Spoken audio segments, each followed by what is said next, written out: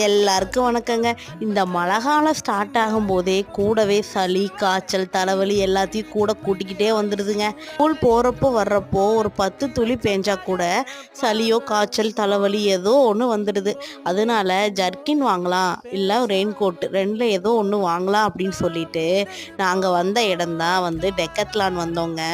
டெக்கத்லான்னு பார்த்தீங்கன்னா குவாலிட்டி என்னமோ சூப்பராக இருந்தது, வெரைட்டிஸும் நிறைய வச்சுருந்தாங்க.